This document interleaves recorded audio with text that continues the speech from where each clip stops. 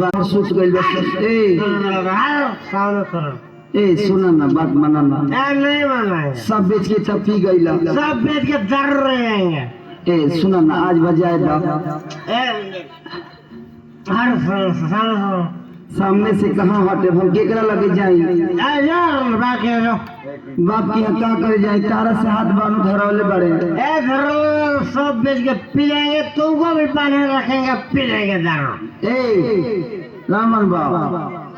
अस्ते सुतबा के ना बात माना ना सुत जाना नहीं मानेंगे तुझे छोड़ा ना जायदा आज बाबा जायदा ना ना मन बाबा नहीं मानेंगे नहीं मन बे ना ना आए बबुआ पियले खइले बा तू जा सुत एही में बेटा जन्मले बड़ी तू ही सब बूढ़ कर ले बड़ू